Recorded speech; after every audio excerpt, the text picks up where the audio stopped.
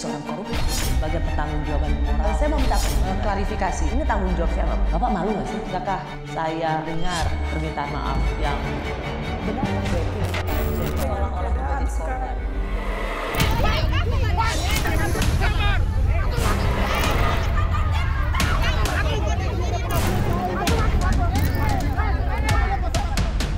Sengkarut harga beras belum mereda. Harganya masih melambung hingga membuat masyarakat limbung. Demi membeli beras Bulog murah, warga rela antri panjang. Tak tinggal diam, Presiden Jokowi pun berjanji harga beras segera turun hanya dalam waktu 1 atau 2 minggu. Nanti dilihat, saya kira dalam seminggu 2 minggu ini beras akan sedikit turun. Sambil nunggu panen, kalau panen rayanya datang lagi pasti juga berasa.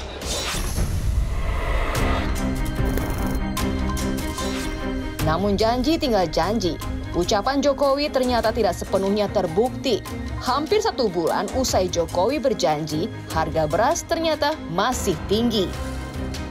Pengamatan kami di beberapa retail, ini telah menunjukkan bahwa harga beras di beberapa daerah sudah menunjukkan penurunan dari ada yang turun Rp100, Rp500, hingga sampai ke Rp1.600. Publik pun bertanya-tanya, apa yang jadi penyebab beras mahal dan langka? Pemerintah berkilah, fenomena alam El Nino lah yang jadi penyebab langka dan mahalnya beras. Akibat El Nino, musim kemarau yang panjang, sehingga musim tanamnya bergeser, Pak.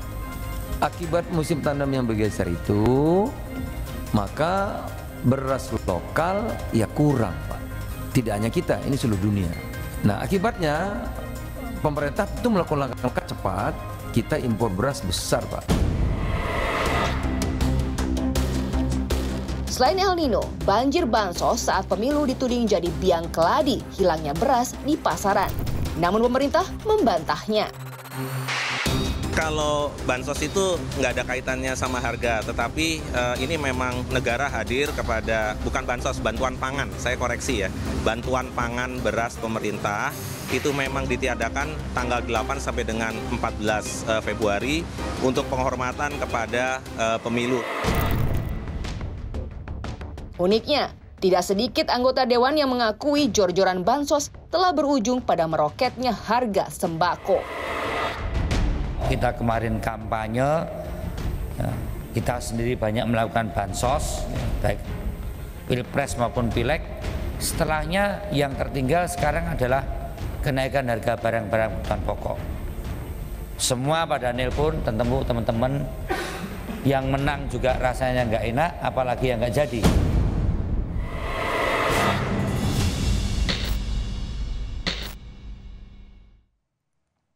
Sudah bersama saya seorang ekonom, bidang keahlian ekonomi keuangan yang pernah menjadi Rektor Unika Atmajaya, Agustinus Prasetyantoko. Bung Pras, terima kasih sudah di Rosi. Terima kasih.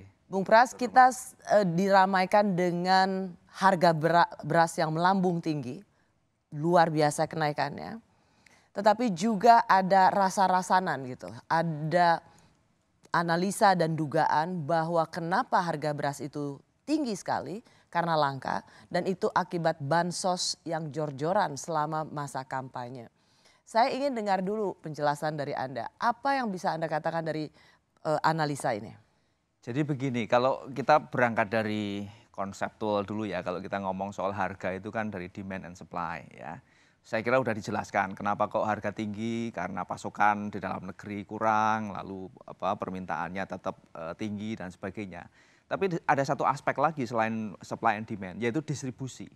Saya kira ini yang terpengaruh oleh kemarin bansos. Jadi kalau dibilang bahwa beras itu ada dan kemudian tersedia, dan apalagi kita punya kuota impor sangat tinggi gitu ya.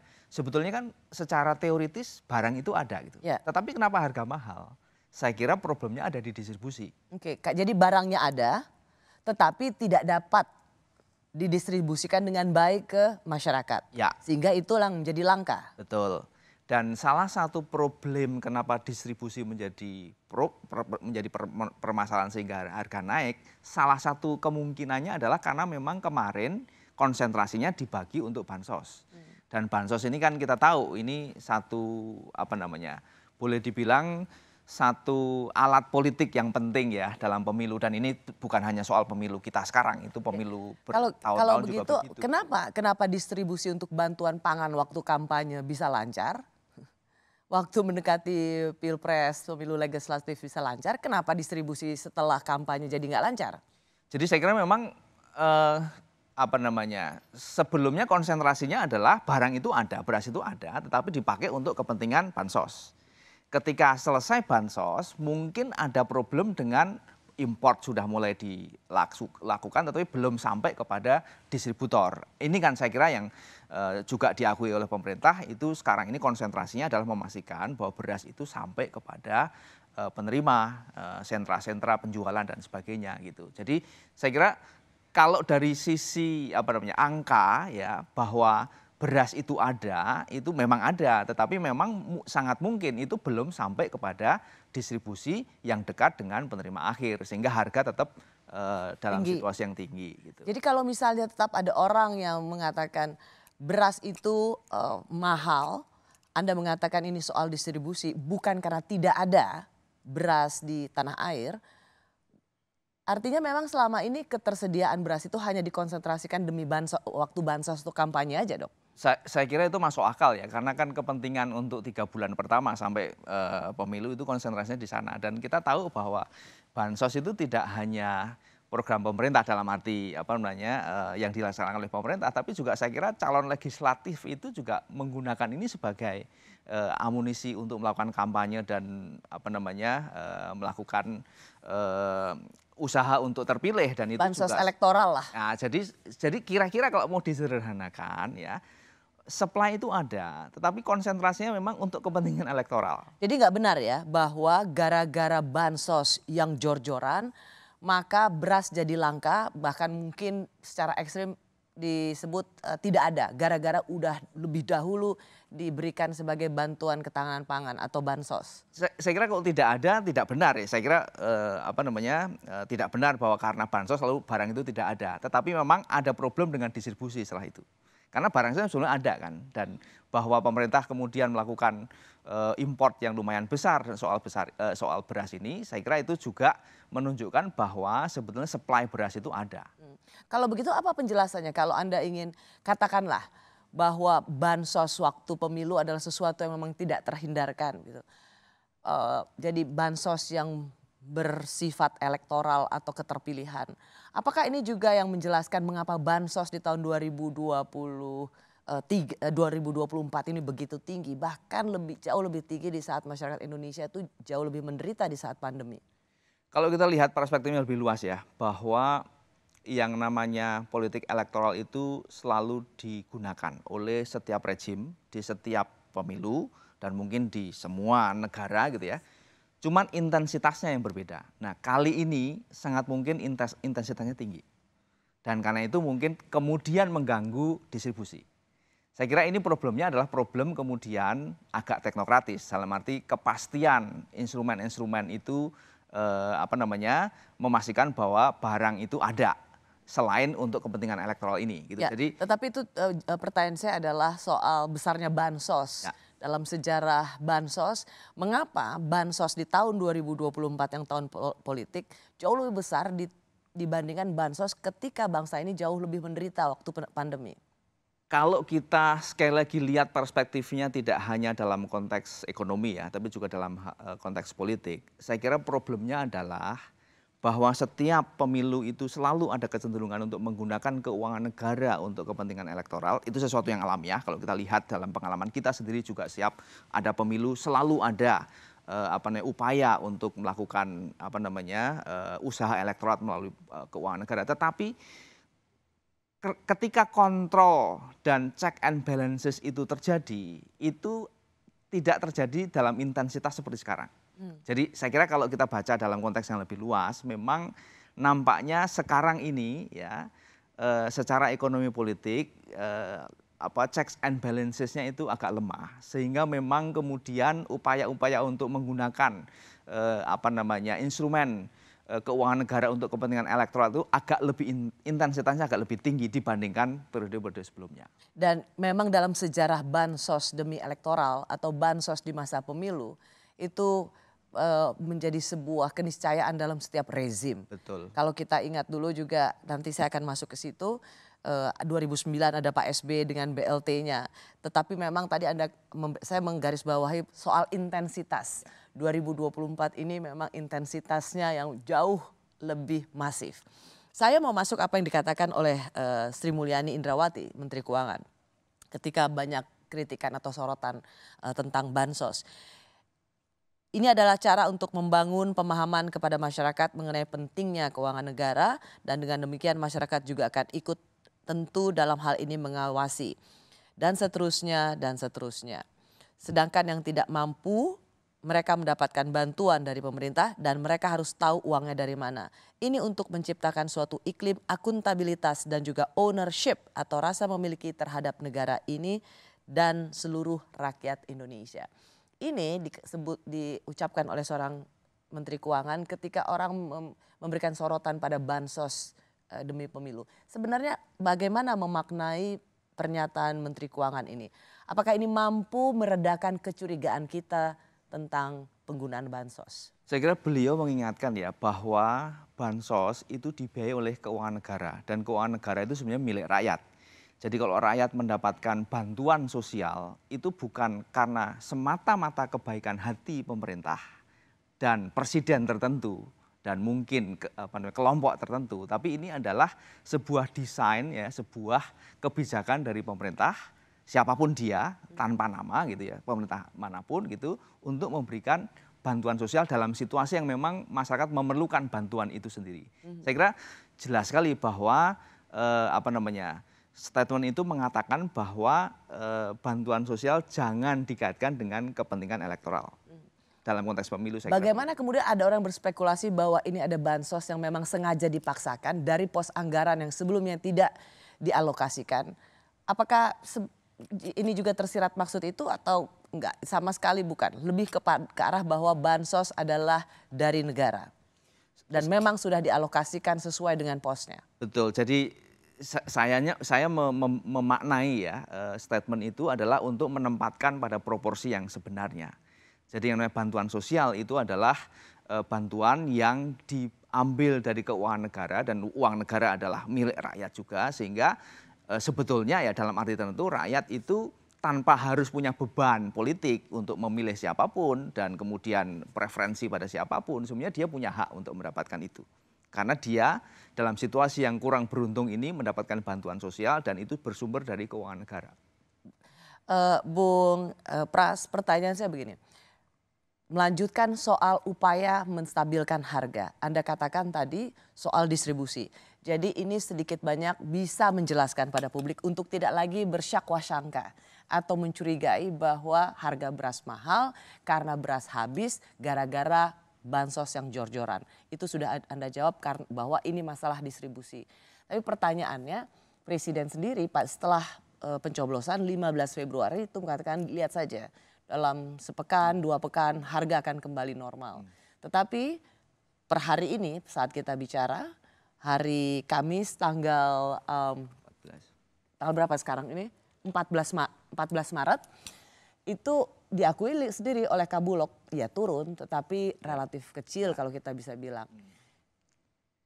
Kenapa perintah presiden tidak juga mampu mengendalikan atau memastikan distribusi itu sampai ke tangan konsumen? Iya, karena memang itu kan distribusi itu berada dalam satu dinamika market ya, dinamika pasar gitu. Dan itu tidak bisa diperintah gitu. Maksudnya kalau faktanya memang beras itu belum ada di sentra-sentra, maka ya kemudian kelangkaan itu masih dialami. Meskipun sebetulnya susah sekali, ini kita sudah hampir 1 bulan sejak perintah presiden atau sejak apa yang disebut janji presiden bahwa sepekan 2 pekan harga akan turun kembali. Memang susah atau sengaja dipersulit?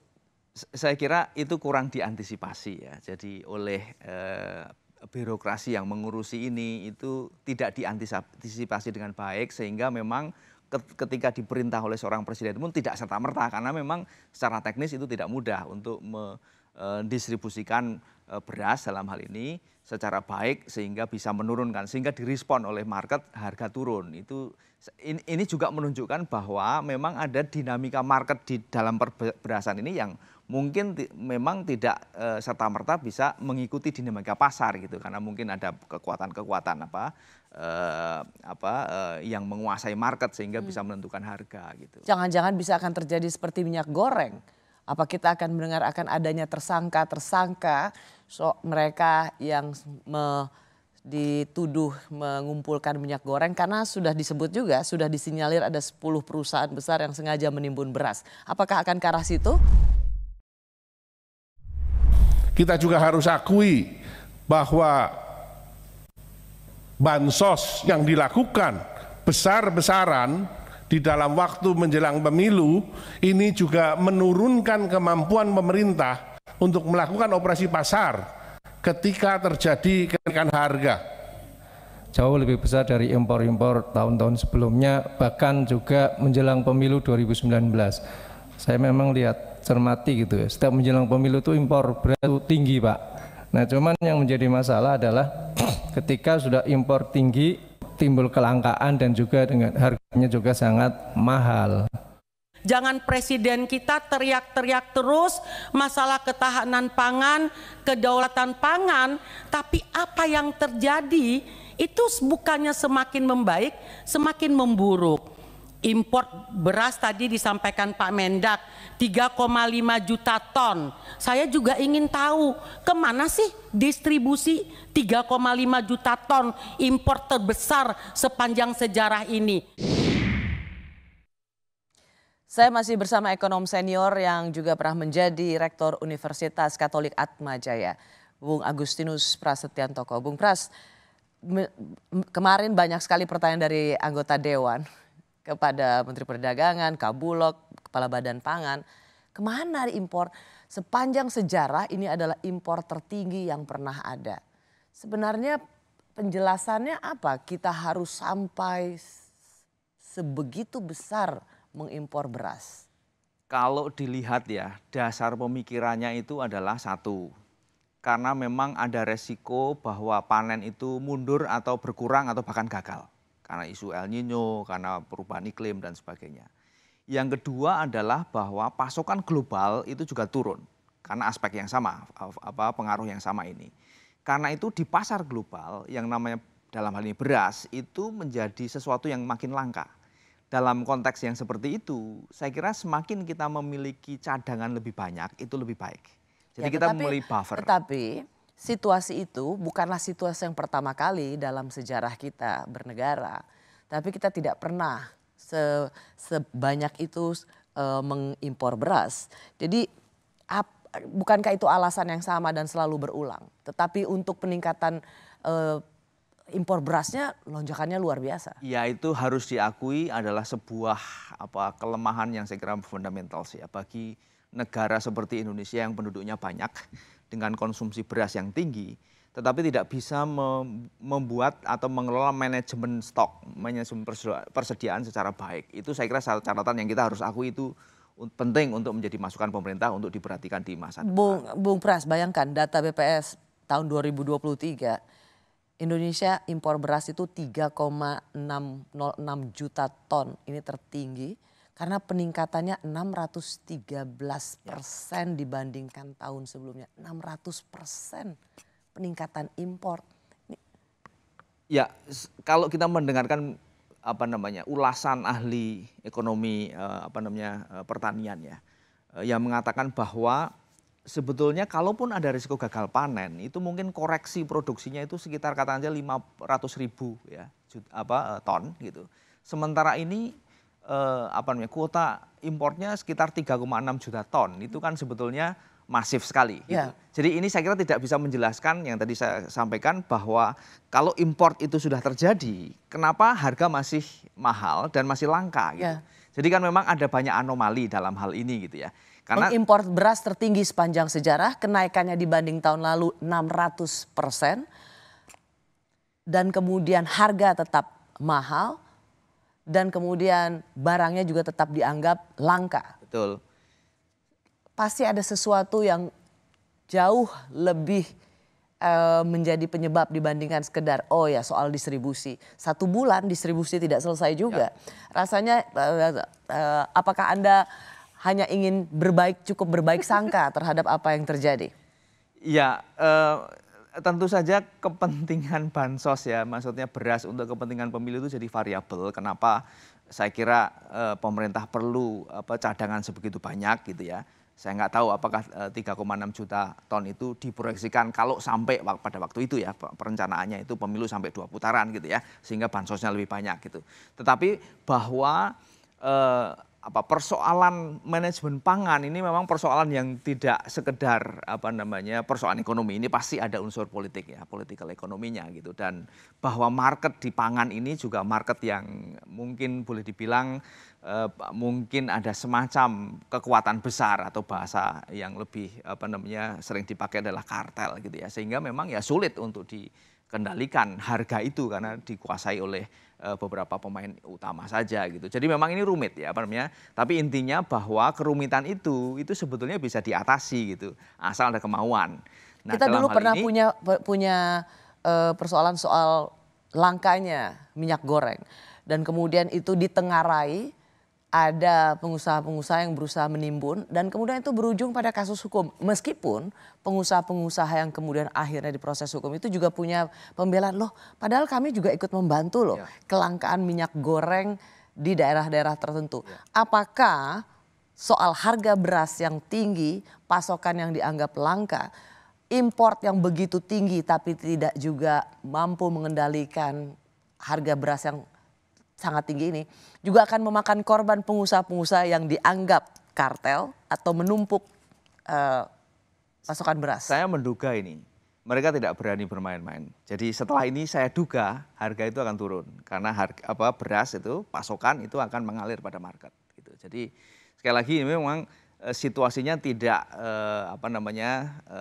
tidak murni penjelasan ekonomi, supply and demand dan distribusi, tapi juga ada campur tangan politik yang kemudian menentukan distribusi itu sendiri dan harga pada akhirnya gitu. Karena sudah mulai ada, kalau kita bilang sudah mulai dicolek atau disebut jangan lagi menimbun beras. Dan itu tentu buat pengusaha juga akan jangan sampai ada korban baru lagi seperti yang pernah terjadi dalam kelangkaan minyak goreng. Ibu Sri Mulyani sendiri dalam paparannya mengatakan ada pesan dari G20 di Brazil waktu itu. Dan pesan ini bisa ditangkap, media menulisnya sebagai oleh-oleh yang ya tidak terlalu manis, tetapi sebuah pesan yang harus diperhatikan, yaitu situasi geopolitik dan geoekonomi yang tidak mudah di Indonesia. Termasuk Ibu Sri Mulyani, Menteri Keuangan, menyinggung soal harga pangan ini. Kalau belajar soal politik beras dalam setiap rezim, apakah memang beras ini akan menjadi sebuah kendaraan, sebuah instrumen politik yang bisa menjatuhkan satu rezim atau membuat instabilitas politik yang bisa sewaktu-waktu terjadi? Kalau meminjam misalnya mantan wakil presiden, bom waktu. Ya, bahwa dia berpengaruh terhadap instabilitas sosial ya. Dan saya kira sekarang ini kan sudah muncul ya keresahan bahwa akses terhadap beras dan kemudian harga, dan setiap kali operasi pasar selalu ada gejolak sosial dalam pengertian orang berbondong-bondong itu ya. Jadi masalah sosial saya kira iya. Tapi apakah ini akan punya implikasi pada masalah politik? Itu saya kira sangat ditentukan oleh variabel-variabel lain. Artinya dia nggak sendirian. Maksudnya faktor beras itu sendiri satu-satunya akan membuat instabilitas politik. Saya tidak menduga sampai ke sana. Anda tidak melihat bahwa ada kecemasan tentang ini bisa jadi bom waktu kalau tidak cepat diselesaikan harga beras, karena kemudian harga pangan lainnya juga meningkat. Ini akan memicu instabilitas politik yang mencemaskan? Anda tidak melihat itu valid? Sampai kepada satu asumsi bahwa ini akan terjadi gejolak politik itu agak jauh, meskipun kemungkinan itu ada ya. Saya tidak mengatakan nggak ada kemungkinan itu ada. Tetapi bahwa diperlukan variabel-variabel atau faktor-faktor lain yang menambah sehingga akumulasi persoalannya itu menjadikan bobot persoalannya menjadi besar sehingga kemudian meletus menjadi yang istilahnya bom waktu itu. Bahwa ini persoalan iya, tetapi apakah itu sampai berujung kepada instabilitas politik, itu perlu sekali lagi eskalasi persoalan yang lain yang juga ikut. Ya, pernyataan Anda, penjelasan Anda cukup menenangkan karena banyak juga yang melihat, waduh ini jangan sampai instabilitas politik atau sesuatu yang terjadi pada politik berbarengan dengan kondisi ekonomi itu akan memacu atau memicu seperti reformasi 98. Enggak kan? Saya kira situasi sekarang berbeda ya. Kalau dalam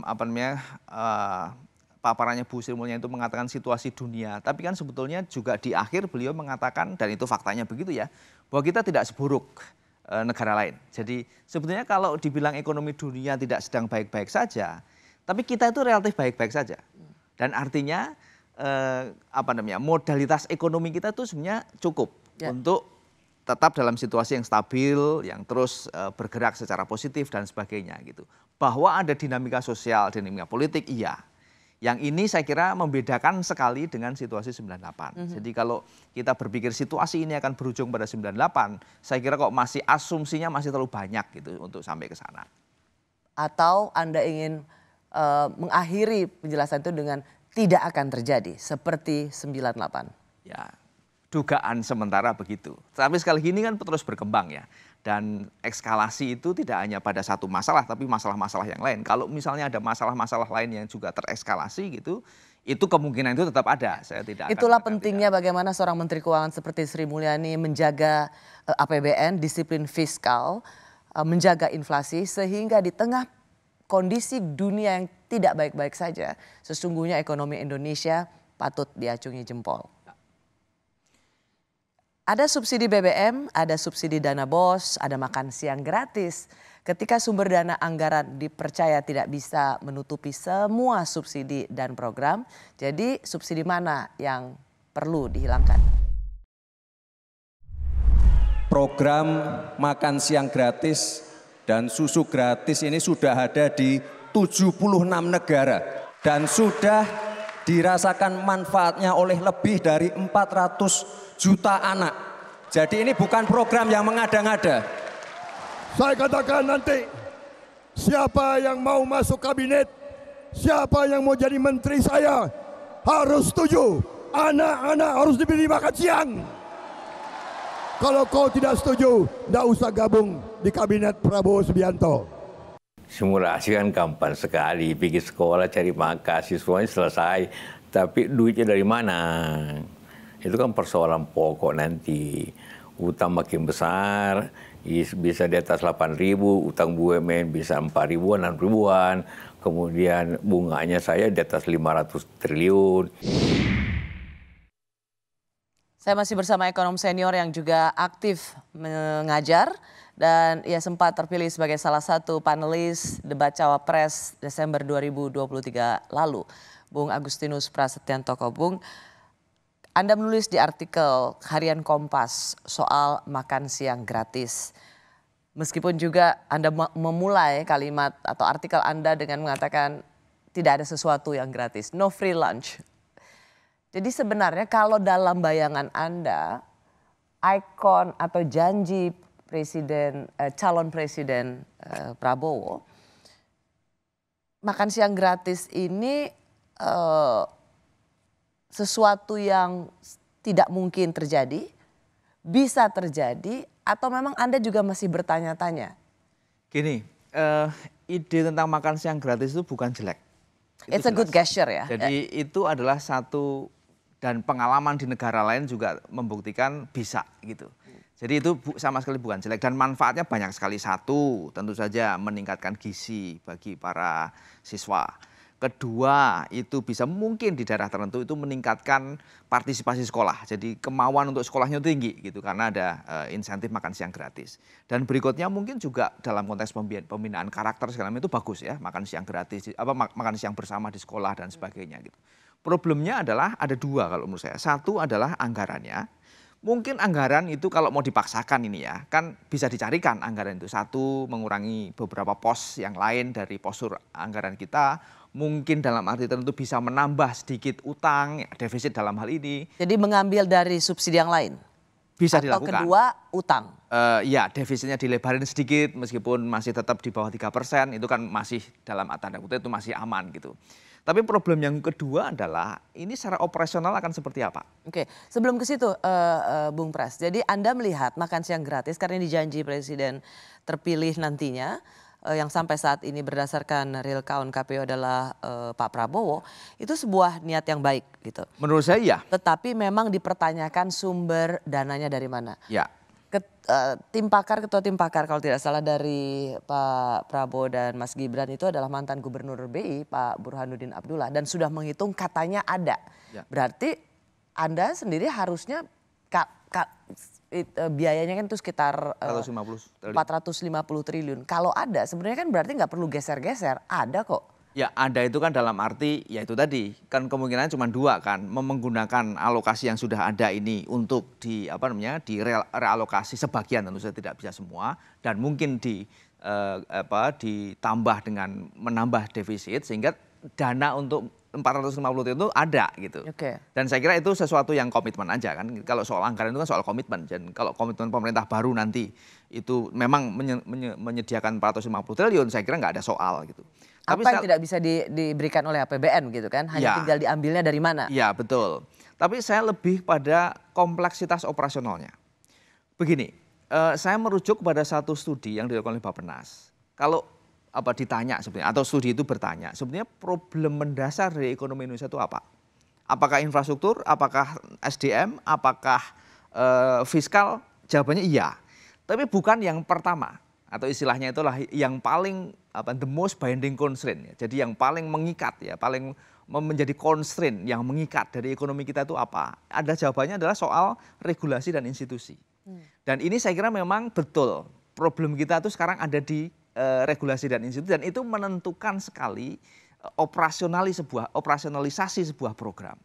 Misalnya saja. Regulasi dan institusi adalah sebuah constraint yang mengikat atau selalu menjadi persoalan yang terjadi karena ini menyangkut tata kelola, good governance. Ya, jadi konkretnya begini. Sekarang laporan terakhir ya beberapa bulan yang lalu itu PPATK itu kan melaporkan bahwa dana infrastruktur sekitar 420 triliun ya tahun ini itu 36%-nya pengalaman tahun lalu 2023 36%-nya itu tidak masuk kepada proyek, tetapi masuk kepada rekening individu. Ini saya kira satu fenomena yang memang lazim ketika regulasi dan institusinya tidak dikelola dan tidak jalan sebagaimana mestinya gitu ya. Nah, saya khawatir program makan siang gratis yang menelan biaya 450 triliun kalau itu diselenggarakan dalam konteks regulasi dan institusi seperti sekarang ini, itu bisa jadi kebocorannya lebih besar dari kebocoran biaya. Akan menciptakan bancakan lagi. Betul. Itu satu dari sisi efektivitas dan efisiensi anggaran. Tetapi yang kedua adalah saya membayangkan secara teknis itu akan ada banyak problematika yang harus diantisipasi. Yaitu?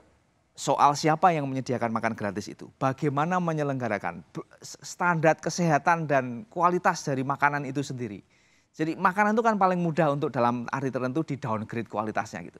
Kita tidak bisa membayangkan bahwa yang akhirnya dimakan oleh para siswa itu adalah kualitas yang tidak baik secara kesehatan. Itu tapi kalau misalnya Mas Gibran mengatakan bahwa ini sudah diadopsi atau dilakukan oleh 76 negara kalau tidak salah. Jadi kalau 76 negara aja bisa melakukannya, kenapa kita tidak bisa melakukannya? Justru karena problem regulasi dan institusi itu yang menjadi catatan. Mungkin di tempat lain itu berjalan karena institusinya sudah lebih mapan daripada kita gitu. Jadi saya tidak mengatakan itu jelek, tapi dari sisi kelembagaannya harus ada semacam reorientasi. Maka yang saya tulis dalam Kompas itu saya tidak menolak ya, saya tetap setuju. Tetapi mungkin dengan reorientasi, jadi fine tuning lah ya. Jadi program ini tidak menjadi program strategis nasional, tapi lebih menjadi gerakan sosial misalnya, yang sifatnya lokal, di mana responsibility-nya itu juga di tingkat komunitas gitu. Karena kan ini soal memberi makan ya. Jadi menurut saya responsibility itu penting ya. kita bisa membayangkan bahwa program memberi makan itu dengan tingkat responsibility dan ownership yang rendah. Maka itu akan punya problem yang jauh lebih signifikan gitu. Karena soal mungkin tidak hanya soal kesehatan tapi juga soal keselamatan gitu kan. Ini soal makan gitu. Jadi saya kira responsibility-nya itu harus pada level yang menyelenggarakan sehingga ya desain programnya tidak lagi program strategis nasional tapi program yang memang didorong ownership-nya dari kelompok-kelompok lokal itu sehingga lebih menjadi sebuah gerakan sosial gitu daripada saya ngerti maksud Anda. Berbahaya sekali kalau misalnya ini hanya dianggap sebagai satu proyek pemerintah, masyarakat tidak merasa memiliki terhadap program ini, padahal esensinya adalah memberi makan anak. Kalau ada apa-apa, wah bahaya betul. Yang paling diperlukan adalah bagaimana kita semua merasa ikut memiliki pada program ini. Karena meskipun waktu masih bisa dibilang cukup panjang, 7 bulan lagi untuk transisi pemerintahan, tetapi bagaimanapun juga ada ikon dari Presiden Jokowi yaitu IKN. Belum lagi soal katakanlah makan siang gratis. Sekali lagi pertanyaannya, dari mana uangnya? RKP tahun 2025 dan kebijakan fiskal ini adalah jembatan untuk menjaga kesinambungan pembangunan dan mengakomodasi program-program Presiden terpilih hasil Pilpres 2024. Sambil menunggu hasil perhitungan resmi dari KPU, maka RAPBN 2025 harus disiapkan dengan memperhatikan hasil Pilpres karena yang menjalankan APBN 2025 adalah Presiden terpilih. Saya masih bersama ekonom senior yang juga sudah menulis setidaknya 17 buku dan puluhan artikel ilmiah lainnya yaitu Bung Agustinus Prasetyantoko. Bung Pras, kita katakan dari presiden yang berhasil 2 periode, Pak SBY dan Pak Jokowi, itu selalu punya dinamikanya dalam masa transisi. Saya juga mengutarakan hal ini pada waktu saya mewawancarai Pak Yusuf Kalla. Karena waktu 2014 misalnya itu harus ada kenaikan harga BBM. Pak Jokowi yang waktu itu sudah terpilih minta itu dilakukan oleh Presiden SBY, tapi Presiden SBY tidak mau. Nah itu sedikit yang bisa kita lihat dinamika masa transisi. Tetapi dengan yang sekarang dari meskipun presidennya baru yaitu katakan presiden elect adalah Pak Prabowo dan Mas Gibran, maka ini adalah tidak bisa dianggap sebagai presiden capres 100% baru, presiden baru rasa lama. Pertanyaannya berarti ini akan menjadi sebuah transisi yang super mulus. Ini memang unik ya, pergantian rezim yang sebetulnya adalah kelanjutan dan boleh dibilang pasangan calon ini mungkin ya jadi itu salah satunya, tentu saja tidak satu-satunya penjelasan itu karena ingin melanjutkan program yang sudah ada. Sehingga memang dari sisi keberlanjutan ini nggak ada isu sama sekali gitu kan. Tetapi justru mungkin yang diperlukan adalah semacam apapun alasannya ya sebuah pilihan kebijakan itu perlu koreksi dan perlu ya reinventing gitu. Tidak semata-mata bisa diteruskan begitu saja. Tentu saja arahnya kita nggak bisa berubah ya dan itu satu yang positif. Tetapi dari sisi teknikalitas dan teknokrasinya saya kira perlu diperbaiki. Setiap presiden pasti akan kembali menjadi presiden yang harus tahu situasi dan kondisi yang dihadapi. Betul. Jadi ini yang selalu ingin saya tanyakan. Pada banyak ekonom atau juga para tokoh misalnya mempertanyakan begini, karena bagaimanapun juga ikon Pak Jokowi itu adalah selain infrastruktur itu adalah IKN. This is something that has to be done. Sementara IKN anggarannya luar biasa besar. Padahal Pak Prabowo juga pasti ingin punya sebuah ikon atau janji yang harus ia penuhi. Bagaimana mengawinkan keberlanjutan, tetapi juga yang paling penting adalah mengawinkan ikon pembangunannya masing-masing. Duitnya ada nggak kita? Ya sekali lagi soal anggaran pemerintah ya itu kan sekali lagi soal komitmen, keputusan politik artinya. Kalau memang disediakan ya ada gitu.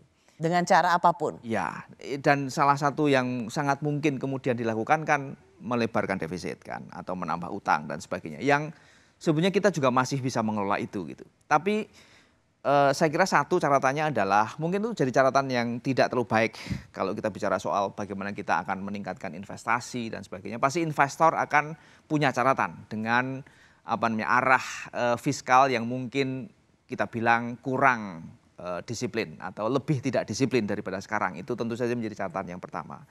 Yang kedua bahwa program-program ikonik seperti itu membutuhkan sekali lagi itu yang namanya regulasi dan institusi, terjemahannya adalah aspek teknokrasi yang tinggi gitu. Karena kalau tidak itu bisa membawa kita kepada situasi yang yaitu pengelolaannya tidak terlalu baik dan sebagainya, sehingga ya udah utang gitu ya, tidak efektif penggunaannya dan jadi liability. Itu kan yang paling resiko yang paling besar itu di situ. Ya.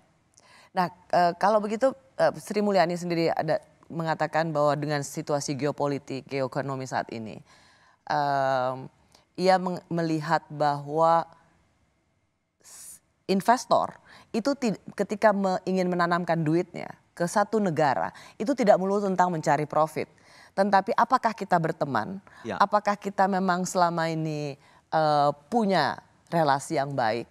Nah, artinya kalau misalnya investasi ini menjadi pertaruhan Indonesia, apakah kita dianggap sebagai teman yang baik bagi para investor? Iya, sebenarnya penjelasan itu merujuk pada situasi di mana yang namanya ekonomi global atau globalisasi selama ini itu kan selalu mencari tempat yang paling menguntungkan. Sekarang ini tidak. Jadi sekarang ini kalau dulu kan yang paling profitable gitu. Kalau sekarang itu yang paling resilient, dalam arti kalau kita invest di situ di suatu tempat, di suatu negara partner gitu, kita tidak punya problem dengan kemudian ada urusan politik dan sebagainya karena isu geopolitik yang terfragmentasi ini gitu. Jadi memang kalau kita bicara soal bagaimana kita menarik investor, tentu persoalannya adalah bagaimana kita meyakinkan pihak-pihak yang kemudian punya preferensi terhadap kita. Dan itu saya kira yang terjadi sekarang kan. Jadi kita memang akhirnya punya kedekatan dengan pihak-pihak tertentu ya. Misalnya katakan saja investasi sekarang dari China, itu saya kira bagian dari yang disebut sebagai friendshoring ini. Jadi artinya. Tapi kalau kita bicara China, di mana China nggak invest? Di hampir seluruh dunia dia invest. Betul. Jadi kalau sampai dia nggak, ini tentang kalau melihat investasi dari China itu tidak melulu tentang di mana dia merasa nyaman, karena memang China ingin melakukan investasi di mana-mana. Presiden Jokowi sendiri melakukan banyak perjalanan ke luar negeri dan menawarkan IKN. Anda merasa yakin nggak IKN ini bisa diselesaikan dengan investasi yang memang seperti yang diharapkan, atau Anda melihat IKN ini bisa menjadi sebuah ikon yang saya tidak bilang mangkrak, tetapi memang tidak secepat yang diharapkan? Jadi saya kembali lagi soal China ya. Jadi justru persoalannya di situ. Kalau kita tergantung kepada 1-2 saja investor luar negeri yang mendanai sebagian besar aktivitas ekonomi kita, itu kita akan terjebak. Justru yang kita perlukan adalah memastikan bahwa investasi itu sebanyak mungkin terdiversifikasi sehingga dari berbagai negara. Dari berbagai negara. Dan itu tentu sekali lagi membutuhkan teknokrasi. Jadi konkretnya ya. Investasi secara umum, tidak 1-2 friend gitu, 1-2 teman kita itu pasti memperhatikan soal rating. Ya, rating, lembaga rating yang memberikan rating pada negara kita ini gitu. Dan kalau kita tidak hati-hati, kan rating Indonesia bagus. Ya, tapi sekali lagi kalau tidak hati-hati gitu soal bagaimana mengelola utang kita, bagaimana mengelola proyek-proyek besar kita, itu punya resiko untuk turun. Dan itu sudah disampaikan dalam satu tulisan di laman internasional bahwa sebuah lembaga rating sangat mungkin menurunkan rating Indonesia kalau dilihat bahwa program-program yang mereka sebut sebagai populis itu ternyata menambah utang gitu dan tidak memberi nilai tambah bagi ekonomi secara. Ketika melihat kita berutang hanya untuk program populis. Yes. Dan itu akan menurunkan rating kita dan menurunkan kepercayaan investor berinvestasi di Indonesia. Kalau begitu singkat saja, buat Anda ketika keberlanjutan ini adalah sebuah keniscayaan bagi presiden dan wakil presiden terpilih, Anda yakin nggak IKN jalan terus, makan siang gratis juga tetap bisa jalankan? Saya masih mengandalkan bahwa keberlanjutan itu mengandaikan ada satu prakondisi tertentu. Satu adalah bahwa program-program yang dilanjutkan itu atau keberlanjutan itu memperhatikan aspek teknokrasi, satu. Kedua, aspek meritokrasi. Oke, kalau begitu karena Anda mengetahui aspek teknokrasi, kelembagaan tata kelola dan lain sebagainya, jawabannya cuma sederhana. Anda yakin bisa jalan atau enggak? Saya berharap berhasil. Terima kasih Bung Prasetyan Toko untuk analisisnya. Yang paling penting adalah sebenarnya pada saat kita berbicara 14 Maret 2024 ini, Anda ingin mengatakan bahwa fondasi ekonomi kita baik dan ini perlu diteruskan oleh Menteri Keuangan siapapun nanti di era berikutnya untuk menjaga APBN kita supaya meskipun ada persoalan politik tetapi itu tidak pernah berbarengan dengan fondasi ekonomi yang solid. Terima kasih Bung Pras. Terima kasih. Terima kasih juga bagi Anda yang sudah menyaksikan Rosi. Kita jumpa lagi Kamis depan. Tetaplah di Kompas TV, independen terpercaya.